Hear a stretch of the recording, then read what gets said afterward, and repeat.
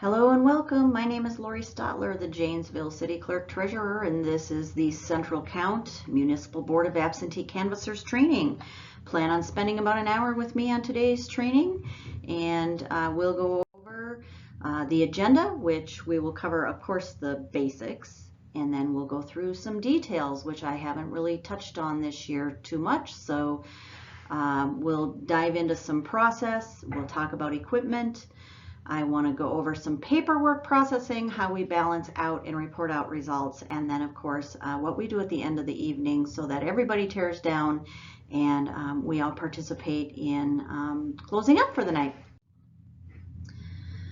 So the basics start with arriving on time and staying for your shift. So if you are not able to attend your entire shift, please let myself or the chief inspector know. We are really counting on all hands on deck.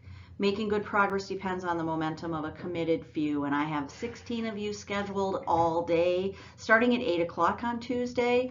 And so I need you to be on time and of course stay focused. So I have no problem with people catching up and you know the small talk that happens on election day, but we want to be mindful that we have a job here to do, and we need to make sure that we're rolling along even in that time. So be prepared. The chief should have contacted you. I know that this central count, they will be having some sharing dishes, so please plan on bringing a dish to share if you'll be participating.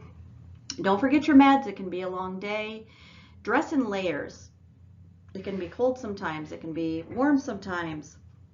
Sometimes you're moving, sometimes you're sitting.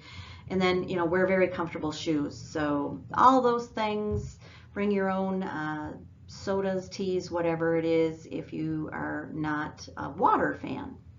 Communicate your concerns immediately to the chief inspectors or the clerk. If you see something, say something. In this environment, we can't be all the eyes in the field, so we need to make sure that you're telling us what you need, telling us what you see, telling us what you need addressed. So some might be asking, why a central count? Well, the governing body of any municipality can, by ordinance, instead of processing absentees at the polling place, use a central count and canvass absentees at an alternate polling place. We chose to do this because processing absentee ballots in a central count can take a lot of pressure off the workers at the polls. This allows each group to focus on accuracy. Currently, 38 other municipalities currently utilize the MBAC, the Municipal Board of Absentee Canvassers. The City of Janesville has been doing this since 2016. We can't go back and forth, so we have to publicly canvass all absentees at all elections at our central count after we pass the ordinance. We would have to pass another ordinance to go back to processing at the polls. So in case you're wondering why we don't do them at the polls in smaller elections, it's because once you decide to go this direction, you have to. And then, of course, one other requirement that we must do is, because we do a central count, we have to post on our website by the end of election day how many absentees we issued and how many absentees we actually counted. So some statistical homework when we use a central count.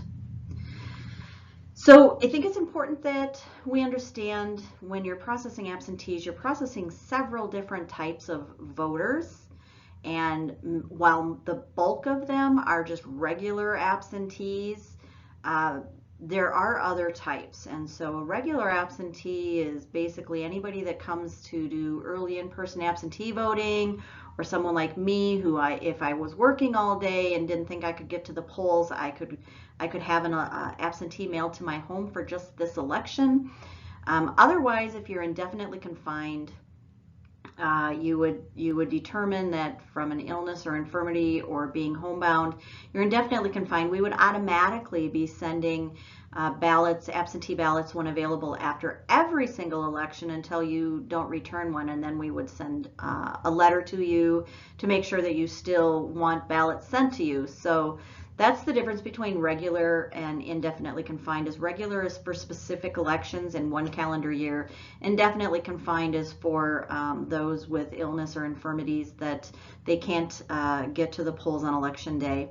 Special voting deputies is another type of indefinitely confined. So we have people that we train to go out into the field to our nursing homes and assisted living facilities and bring absentee ballots to those locations before the election so those voters can cast their ballot, and then our special voting deputies bring those ballots back to City Hall. So you eliminate the mailing process and you actually have a deputy there in case there are questions or concerns. We can also register voters during open registration with special voting deputies. We never want to leave our military voters out, and many of them are stateside, many of them are overseas, many of them are out of country. So we want to make sure that military voters have their own category so that we can treat them a little bit differently and make sure that we get to them and that they get their ballot back timely. So we have temporarily overseas and permanently overseas, and those can come back in some pretty strange looking envelopes, regular paper with different countries listed on them. Temporarily overseas are just that. They're registered voters who are temporarily away, either a holiday, working, whatever the reason, and we can email them a ballot or mail them a ballot, and then they have to mail it back to us. But temporarily overseas voters have the intent to return to their home here in Janesville at some point. Permanently overseas people are people that have maintained their registration, but have maybe moved out of country, say, for example, living in Canada right now, but still maintained their registration here in Janesville without registering anywhere else. They can get unique ballots at times, so they are treated slightly differently. And then the final one is the hospitalized voters. So if you're in the hospital recovering from surgery or sickness and you want to vote on election day or up to 7 days before the election, actually, we can authorize a hospital agent, an individual, to act on your behalf to bring you a ballot and then bring it back to the clerk within that same day. So this is just for your awareness. This is the matrix that we use in our office to determine the type of applicant for absentee that we have, how those ballots can be sent out, in what type of elections can we send them out, and then different deadlines. So most ballots are regular, but it's important that you know that many absentee applications can have some special handling. This is straight out of your election day manual that talks about absentee ballots, and so it's just in the very, very basics of any registered elector in the state of Wisconsin has the right to cast an absentee ballot. We're called a no excuse absentee state. Absentee voting provides an opportunity for a voter who is unable or unwilling to appear at the polling place to cast their ballot. For this reason, special procedures are in place to protect the elector and the integrity of the process. So on election day, I will deliver to the Municipal Board of Canvass the ballots, and then you will process those on election day until we are finished. All absentee ballots have to be processed in the MBAC, and then we need to be able to have a observer area that is closest to where the public observers announce the names of the absentee electors. So we'll be in 2 rooms this time, and I'll talk a little bit about where observers should be placed for this election. Bet you're wondering how many absentees we're going to be processing on Tuesday. So this is the history that we have in federal elections. Since 2016, 2016 was a presidential year, we processed almost 10,000 ballots. In 2018, which is most like the 2022 fall election because it's known as a midterm in between presidential elections, we did 6,000 in 2018, and I think we'll be upwards of 9,000 for 2022. And then of course that darn pandemic, we did almost 23,000 in the November election in 2020. So both the pandemic and the political environment has increased the choice of voters to vote by absentee, which increases our volume, and we have to just kind of stay on top of our process so that we can continue to count those timely and get those done in one day. So let's talk about the setup of the rooms. On November 8th, 2022, we're going to be in 2 different rooms. We'll have the EOC set up with the DS450 high-speed tabulator and the express vote ballot remaker. It's kind of a weird choice of words, isn't it? The express vote is normally known as the ballot marker for ADA, people with disabilities, Americans Disabilities Act. It has headphones, it reads Braille, it zooms in, it does a contrast.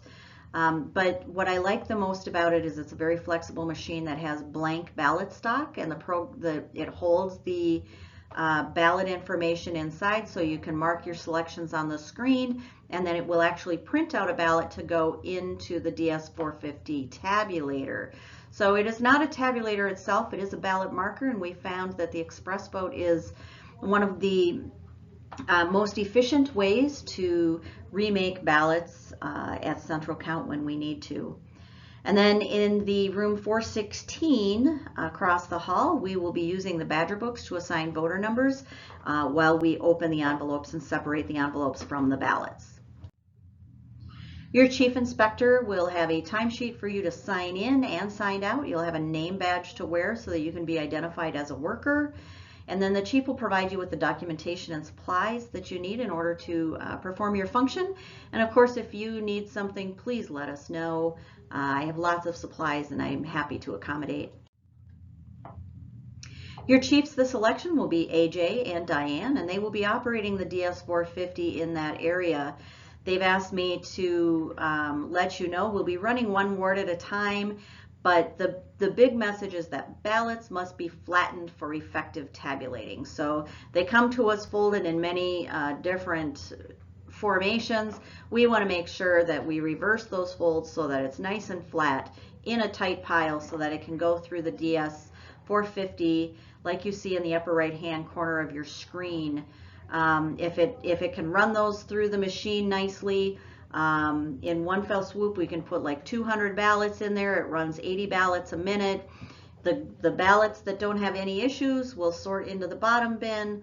The ballots with write-ins will go into the middle bin, and then the ballots with issues will go into the top bin, and then we will address those as needed.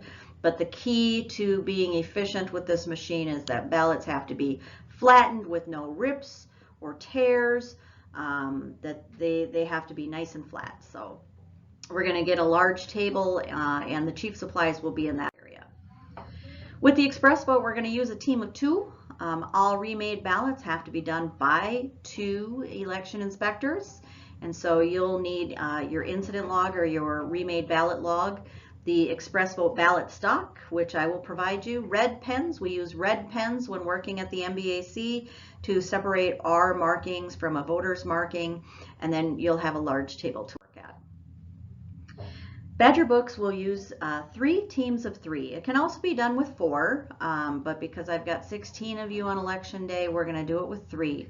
So we'll have one person who announces the voter and address and certifies the completeness of the envelope. One person who will, after they hear the name and address of the voter, will locate the voter's name in the Badger book, verify that they were indeed issued and returned an absentee ballot, and then assign the voter number. The third person will open the envelope and separate the ballot from the envelope, write the voter number and on the envelope and the ballot in their designated areas. So that's going to be a key point there, is that there will be designated areas to write the voter numbers on every single ballot in the same place. We'll talk about that in a little bit. This team of 3 will have 1 tray of ballots at a time by ward, and then your used certificate envelope will hold the absentee envelopes, and then you'll have a tray to put the ballots in so that they stay separate.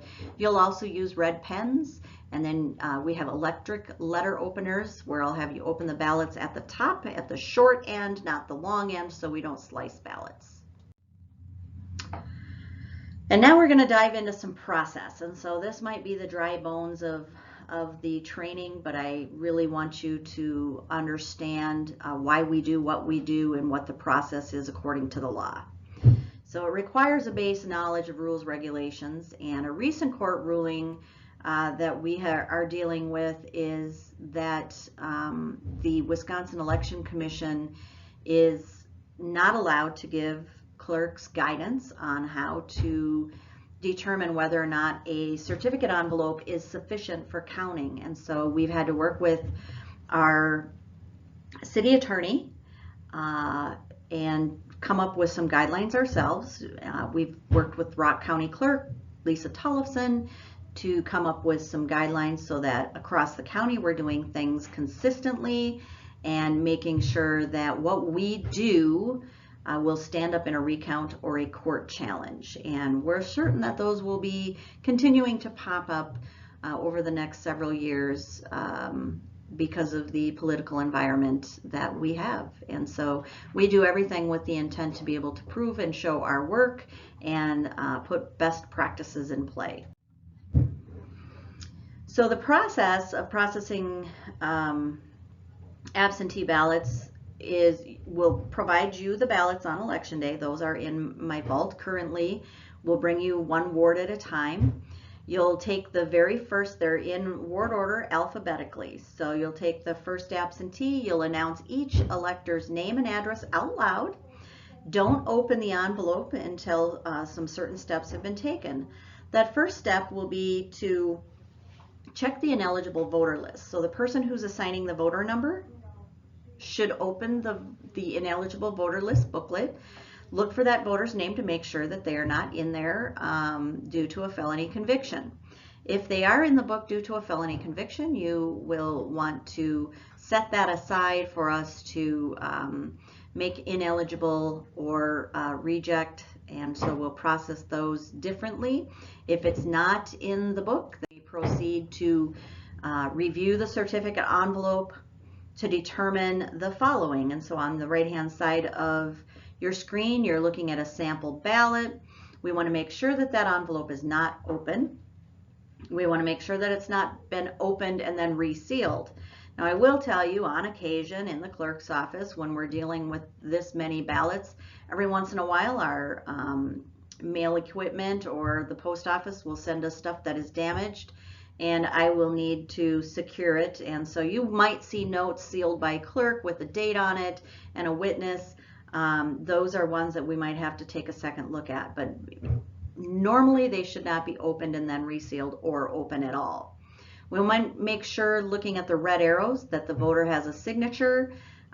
We love a date, but if the date's not there, that is not mandated by law. So we're really looking at that voter signature on that line. And then we need a witness signature and a sufficient address. And so, you know, ideally we would have the full street name, the city, the state, and the zip.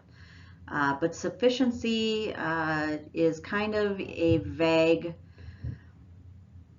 understanding, and so we have come up with some guidance for you moving into November 8th that is very, very similar to what we did in August.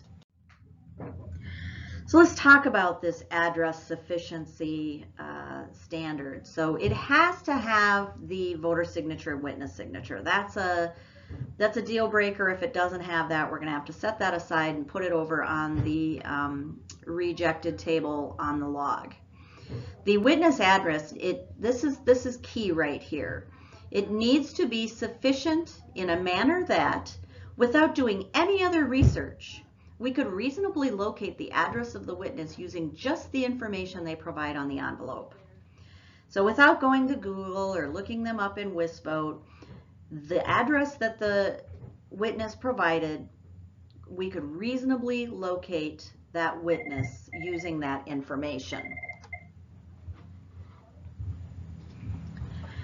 Other address considerations include, so let's talk about the zip code. The zip code is a number assigned by the United States Postal Service, and that is one of their sorting method. We do use that when we're addressing letters, but if it's missing, we could still reasonably assert that the address is complete even without the zip code.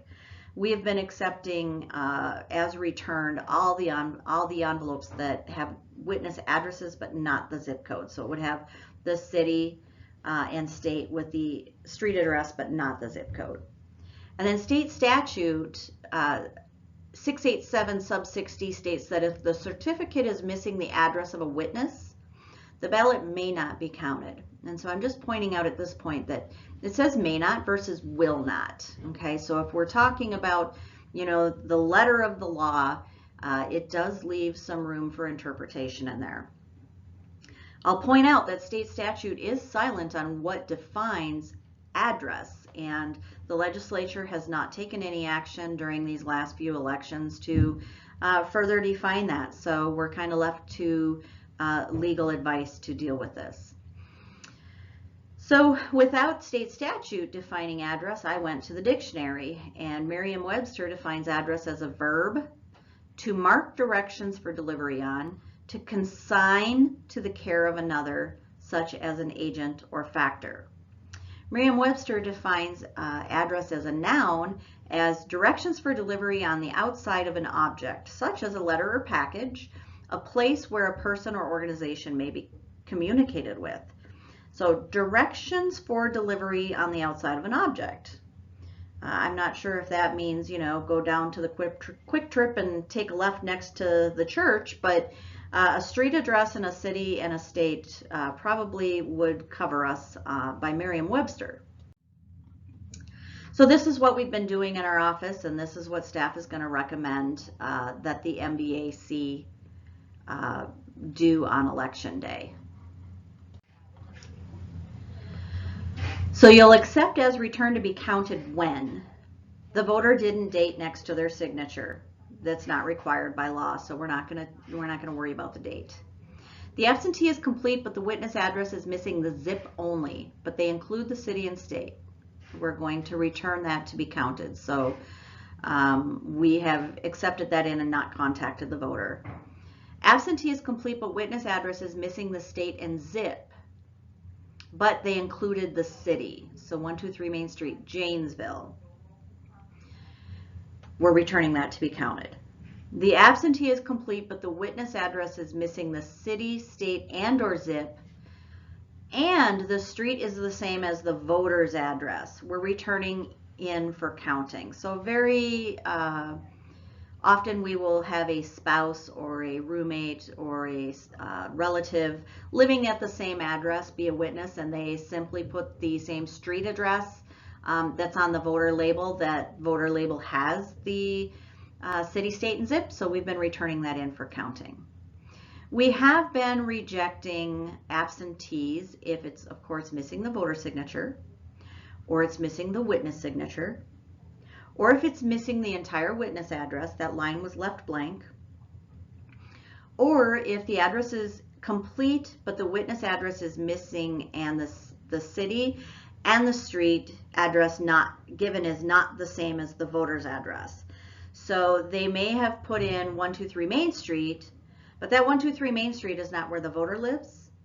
And so we may not have enough information by not having the city, state, and zip. If they had, you know, 123 Main Street, Janesville, Wisconsin, no zip, that's one thing. Or 123 Main Street, Janesville, that's one thing. But to not have more information when it's not the same as the voter address, we may need to reject those absentees. When we start to reject absentees at the central count, we will be moving those to a rejected area where we'll log it on the rejected ballot log and put those into a container to be dealt with at the end of the day. This will allow observers in the room to see who is being rejected and make contact with voters if necessary to come and correct their absentees, while allowing you to continue to focus on your work at hand. Let's look at a couple of examples here. So these are real live examples of voters who started returning their ballots to us, and as you can see here, it's missing the entire witness address. So this is just a very easy one to see that we would not be able to count this ballot, and so unfortunately, because this didn't happen, we would need to reject. Now, I will tell you that we did send out letters to every voter that returned something like this, and so if you're seeing this, it's not without the attempt of the clerk's office to come and correct it. What about this one? So this is a voter, they signed, they dated, they've got a witness, and then it just says 403 Beechwood Drive. So I'll bet you there's other 403 Beechwood Drives across the United States. So I guess I would look at this one and I would say, is this address the same as the voter where the city, state, and zip are listed? If so, I would say count it. If not, you are missing a city, state, and zip and probably could not determine where this voter could be found based on that information. So this is a decision made of the absentee canvassers, but at this point, I'm not sure that you have a sufficient address unless it's the same as the voters at the top of the envelope. Now this one, the voter signed and the witness signed, and here's one where you can see, you know, it's missing the witness zip code. It's a different address than the voter, but we could probably get to 1520 Gartland Avenue in Janesville, Wisconsin just fine. So staff recommends that you count those. Here's another one where the voter signed and the witness signed, and you can see it says 2336 Dartmouth, Janesville. So it's missing the state and the zip, but that is the exact address as the voter as well.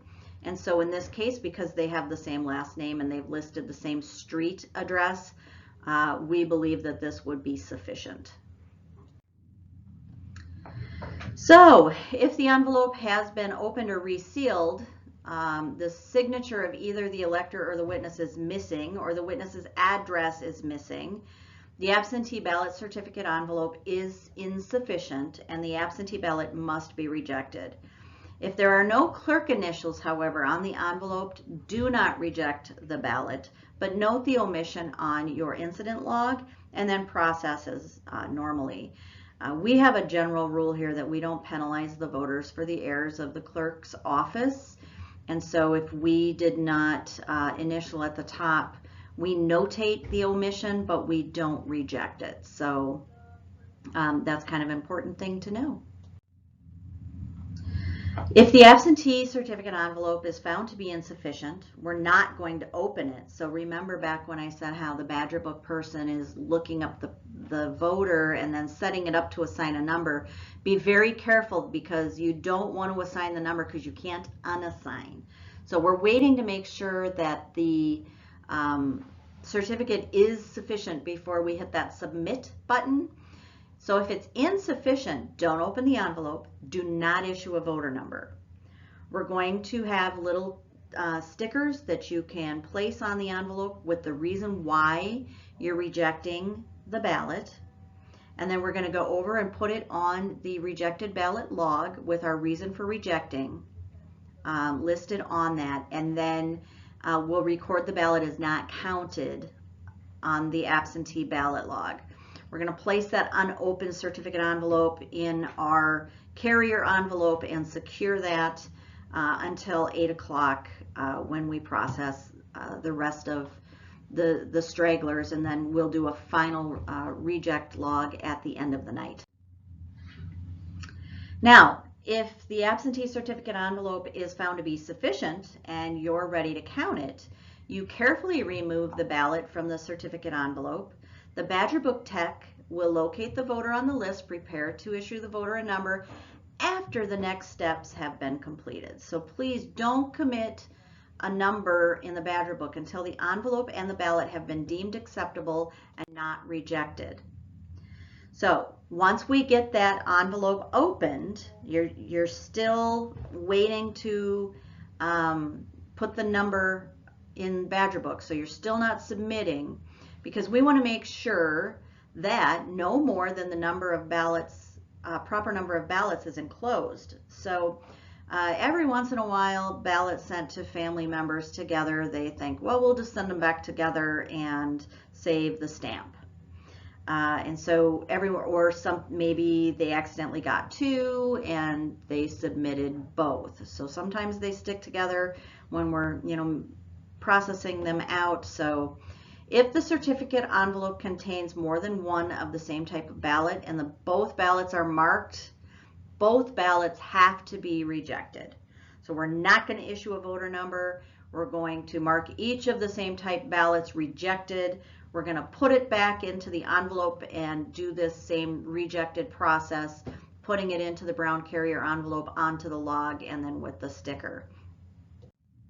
If the certificate envelope contains more than one ballot of the same type, but only one of them is marked, the marked ballot can be accepted. So go ahead and issue that voter number, place the marked ballot in the ballot pile, but then write unused ballot number, and then we always start with 1 on our log here, and then we have the unmarked piece. So note the inspector statement that there was more than one ballot of the same kind, but only one of the same type were marked. Indicate the serial number issued for the unused ballot, and then place the absentee certificate envelope in the used certificate envelope of absentee electors. So we're going to count one of those ballots in this case. They did the right thing by voting one ballot, returning both. We don't know how that happened, but that's how we're going to process it.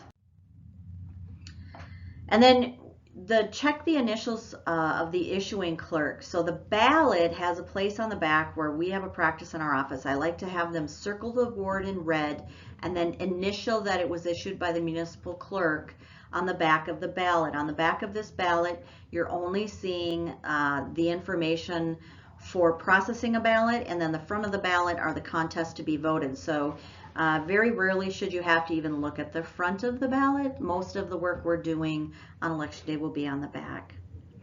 So if the ballot does not contain the initials of the clerk or deputy, we're not going to reject it because we're not going to penalize the voter for the error of the clerk's office. We're going to issue a voter number, record that voter number on the voter list, and that's in the Badger book. We're going to document that this was an absentee ballot, which it already does that, and then we're going to record the absentee ballot log that the ballot was counted. However, we're just going to notate that for this voter number, the clerk's initials were omitted and then recorded on the log. So in the case where we've rejected an absentee ballot, but the voter and witness have appeared to correct their absentee certificate envelope, these are the steps we will follow. The election inspector will issue a new certificate envelope to the voter, and so we'll have those prepared for you. The voter will open the original certificate envelope, verify their ballot, then they'll seal it in the new envelope. The voter may not remove the ballot from the voting area. The original witness must be present. The elector and witness sign the certificate envelope, and the witness provides his or her address. An election inspector may not serve as a witness in the absentee canvass. So while that may happen prior to election day in the clerk's office, an election inspector may not serve as a witness in this situation. The original certificate envelope is then destroyed. The election inspector documents that a correction was made and the ballot accepted on the absentee ballot log, sent back to the Badger books for processing. A rejected ballot log is going to be used to keep track of this stuff, and so it'll actually be there to tell you what time the voter came back with their witness to correct their envelope. And then we're going to process everything that's left over at the close, as close to 8 p.m. as possible, to give voters the opportunity to correct their ballots. I've been talking about stickers and incident logs and rejected ballot logs, and so I just wanted to give you an idea of what this looks like. So on the left-hand side of your screen, this is the rejected absentee ballot. This will get attached to the certificate envelope. The workers will check which reason that we are using to reject the ballot, and then over on the rejected ballots record on the right-hand side, you'll see the rejected incident number R1. You would put that incident log number R1 on the left-hand side sticker. 2 of you would initial. Finish completing the R1 information on the rejected ballots record, and then put that ballot with its sticker attached. And if it's not a sticker, then we will staple it to it. put that in the secure envelope that we'll use. So these records will help us keep track of why we're doing what we're doing and where the voters are in the process. So now we're going to move on to remaking ballots. So we've done a lot with the process, and I hope that all of that wasn't too deep, but gives you a helpful understanding of why we do what we do at the polls. So that team of 2 people at the express vote, the ballot marker, we're going to need to remake ballots for many reasons. Some examples would be the ballot came back with unreadable marks. It is amazing how many ballots come back with, you know, who knows what stuck on the ballot, part of a meal, maybe some lettuce, you know, coffee rings are very common. Or it might have come back torn, ripped, or stained, and so we need to probably remake it so that the machine can see the marks accurately. We want to be very careful that anything that stains or accidentally marks in error, that we're not putting those ballots through to have contest marked that shouldn't be. And then anything that comes back from overseas that is that the clerk's office had sent out by email will have to be remade because it's on regular paper and it's a different looking ballot. Remake ballots as needed, so you're going to need those supplies, and the chief will be sending those over to you to be remade. Diane will have a great handle on that, so we're in good shape there. You're going to follow the steps here. You're going to have 2 election inspectors at all times, and if we have party affiliated inspectors present, I need 1 Democrat, 1 Republican to participate in this process. Election inspectors shall announce to observers, if observers are present, the ballot is being remade and the reason for doing so. Remember how I talk about in trainings, we want to talk out loud the process that we're taking so that people don't make up what you're doing and then you know, make their own understanding as to what's happening. So make sure that you're announcing out loud that the ballot is being remade and for what reason. Note and select a reason for remaking the ballot in the endorsement section of the ballot. So as you can see on this screen here, it's either overvoted, damaged, or other, and then you'll have an original ballot, right, the one that is damaged, and then you'll have the duplicate one, the remade one that you're making right now. So just to kind of go over the meanings of overvoted, damaged, or other. Overvoted are ballots with at least 1 instance in which the elector has voted for more than the maximum numbers of selected allowed in a contest.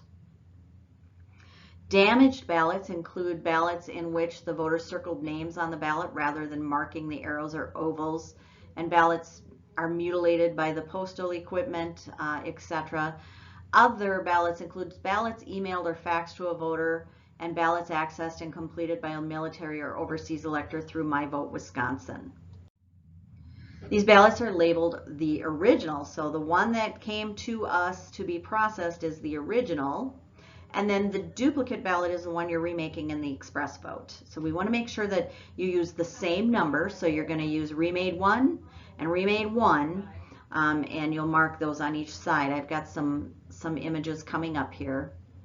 Transfer votes based on the voter's intent from the original ballot to the duplicate ballot, so the electronic tabular will accept the ballot. An overvoted contest on the original ballot is left blank on the duplicate ballot unless the voter's intent can be determined.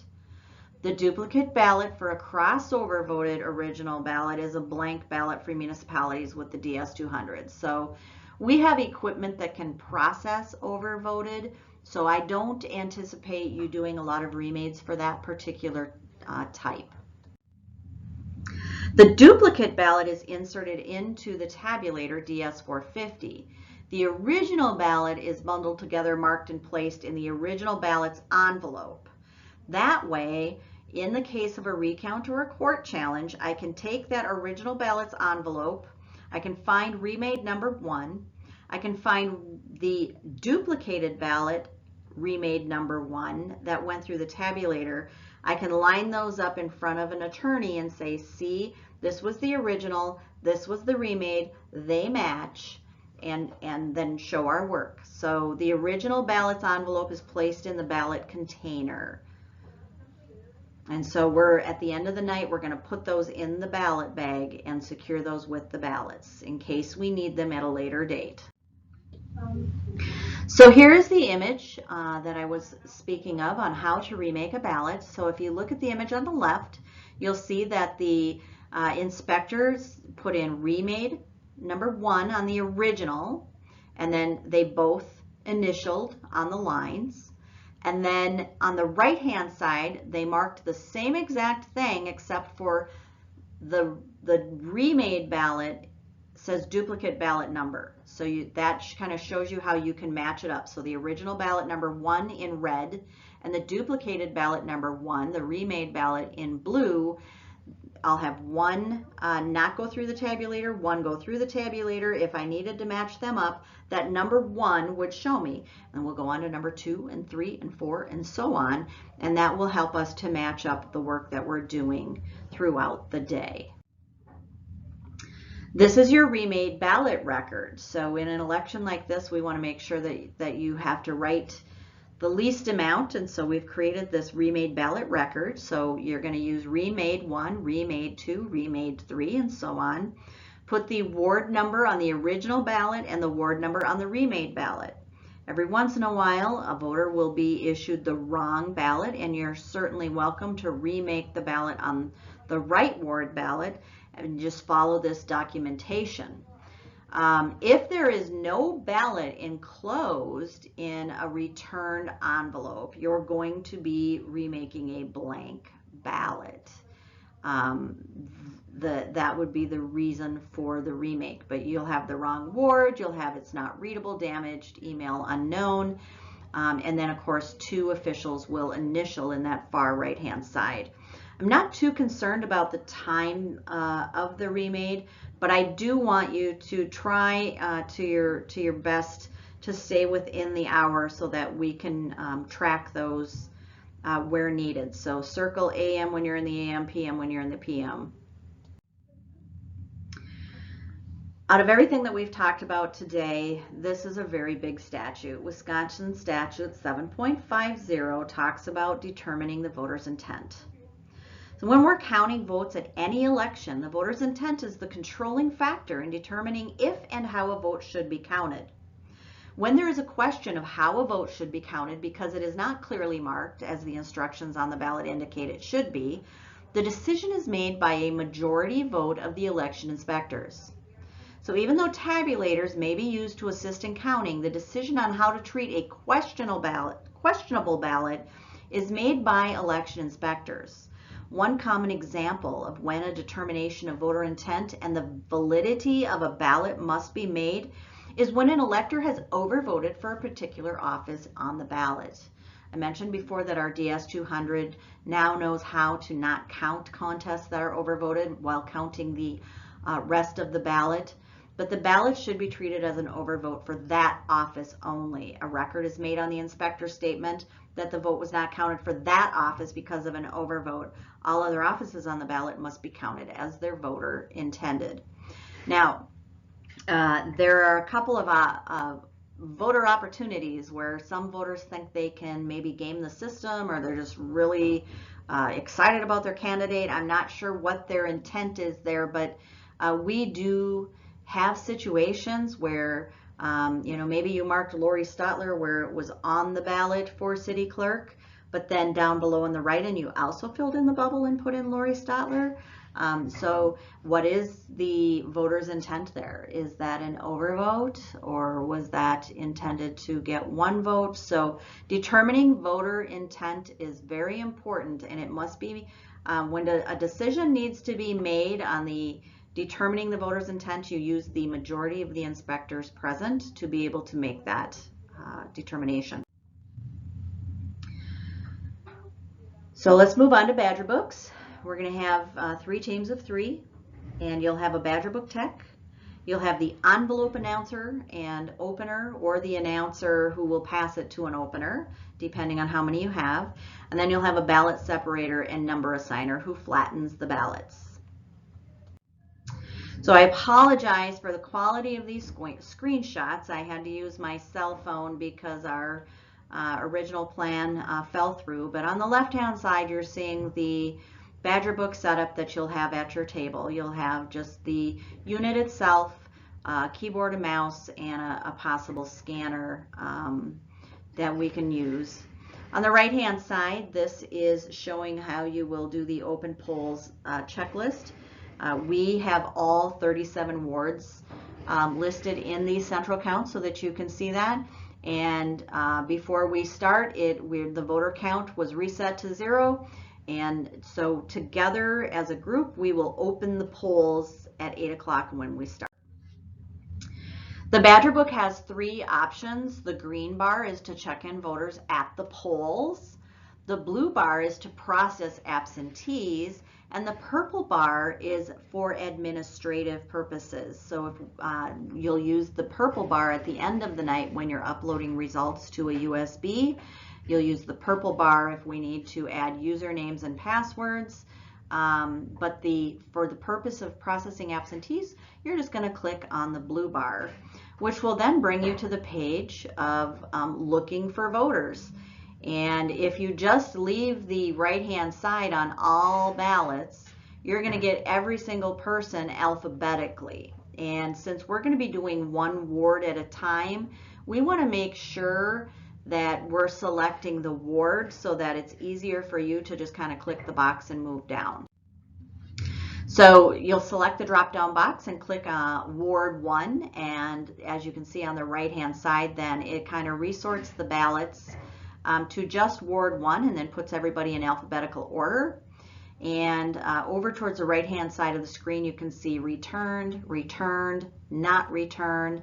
So you'll be looking at that when, because if it says not returned and you have it, it means our office likely hasn't seen it yet. It creates reconciliation issues, but we can deal with it. The best thing to do is to have it checked in at the clerk's office before processing.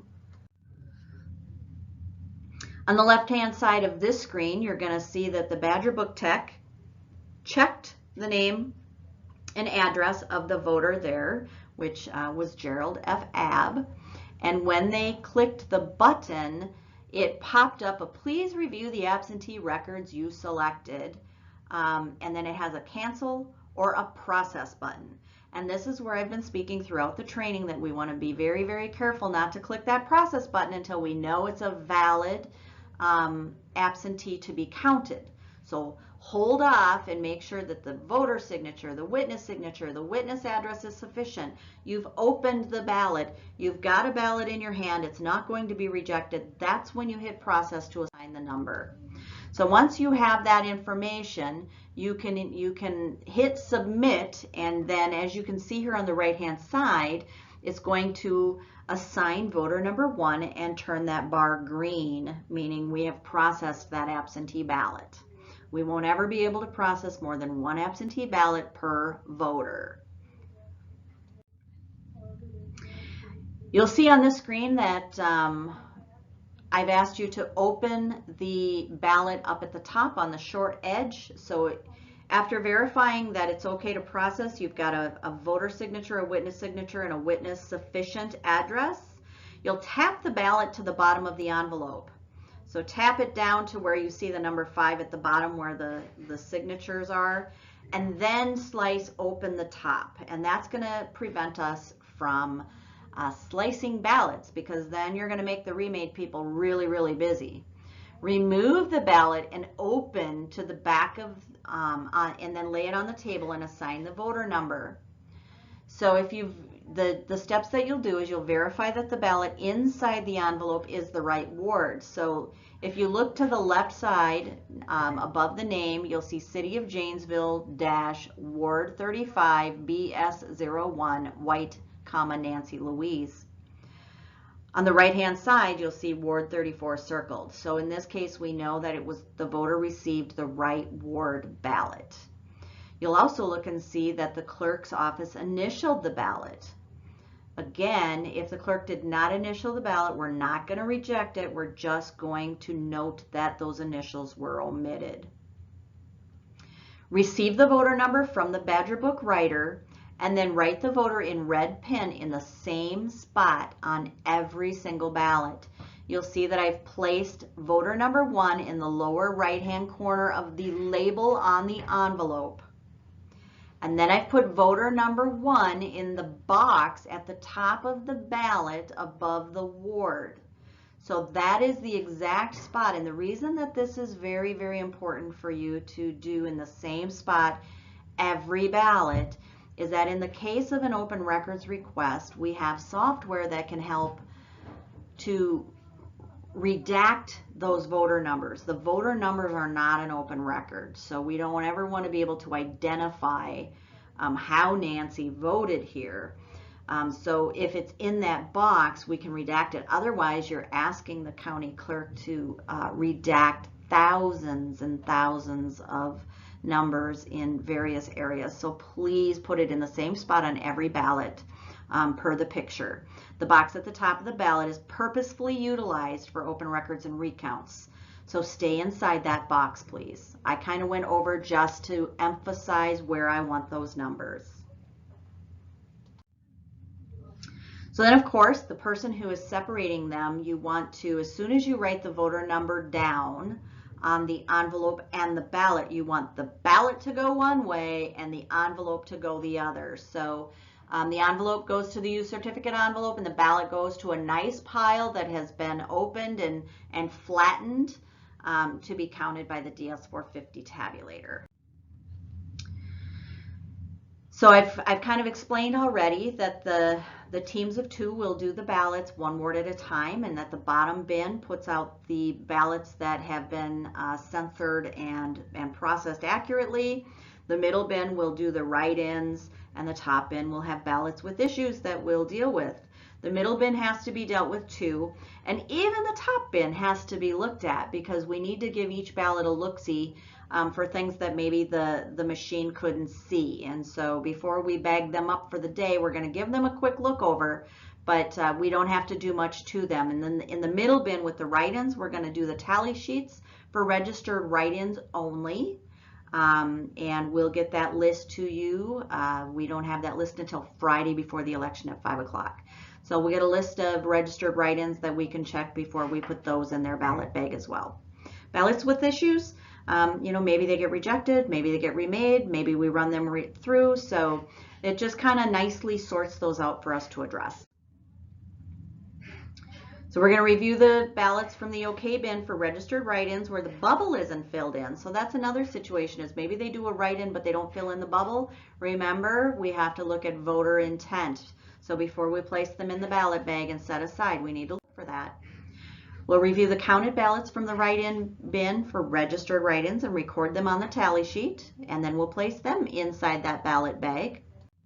And then we'll address the ballots with issues one at a time, remaking as needed, documenting incidents. We may have to reject as need be. So we're going to continue this process until all ballots have been tabulated and reports can begin after 8 p.m. So usually after 8 p.m., there's just a few of us left, and we have to go through balancing the wards, and that can be a daunting task. So we want to make sure that we're counting accurately throughout the day. We're balancing as we can to just make that end of day a nice, clean process. So we're going to make sure that the total number of ballots in every ward matches the Badger Book voter numbers and the DS450 results. So we should always have the same number of ballots that we have voters in Badger Book, that we have ballots in each ward. If we're off, we're going to look. Did someone leave a ballot? Did you accidentally not separate the ballot from the envelope? Sometimes when we're looking, we'll see that you accidentally got into a groove and you put it back in the envelope and it didn't get into the pile to be counted. Did the remake get processed? Is it still sitting over there on the table? We got to look around and look at that. Did the voter process in the Badger Book, although it was rejected? So if you're over voters and under ballot, sometimes you accidentally created a voter number in Badger Book even though the ballot was rejected. So that can cause you to not be in balance as well. Let's talk about observers a little bit. So every observer, you have a yellow folder that the chief will be in charge of. Every observer will sign in with where they're from and who they represent. They'll show a photo ID. They'll wear the yellow observer label, and they'll stay in the observer area. They should be 3 to 8 feet from the badger book. All questions of observers must go to the chief inspector or the clerk, and we do not permit video or photography of observers. And then they need to sign out when they're leaving the building, and they should not interfere or interrupt the process. And if they do, we will consult with our attorney and potentially write them an order to leave the polling place. Most observers are never an issue. They're just there for their party or their organization, just making sure that we're doing things the way we've been trained and being fair, transparent, and open. Challenges. So challenges are a big deal right now. Everybody wants to challenge something about an election, but ballots and voters can be challenged only for specific reasons, right? So if we're going to do challenge documentation, it's going to be for one of these 6 reasons. The voter is not a U.S. citizen. The voter isn't 18 years of age. The voter has not established residency of 28 days. The voter has a felony conviction. The voter has been adjudicated, means a judge wrote an order saying they're incompetent and unable to vote, or the voter has already voted in the same election. So if someone has proof that one of these things has occurred, they are allowed to challenge a ballot or a voter, and there is documentation that we will use to walk you through that documentation, and it tells you how to process that through. We don't have observers that will just challenge our process, period. That gets done in a court of law after the fact. So once the Board of Municipal Absentee Canvassers makes a decision on a ballot, that is the decision you've made, and it can be battled in a court, but we aren't going to stop and discuss that with people that are not working the election. And then almost finally, we're almost there, closing the polls. So we're going to run results on the DS450. We're going to run results on the Badger book. We're going to seal all of our ballot bags and we're going to sign them. We're going to sign documentation on our inspector statements, our ward reports, our incident logs, and our timesheets. We're going to secure the ballots and get them to the clerk's storage area for secure. We're going to then take the USB of the results from the 450 over to the county clerk, clean up our mess, leave the room as we left it, and go get some rest. So I hope that that helps with how to work the Municipal Board of Absentee Canvass. I hope you found this training helpful. What I would love for you to do is let me know that you have watched this training and are ready for the MBAC by sending me an email. My email address is stotlerl, STOTTLERL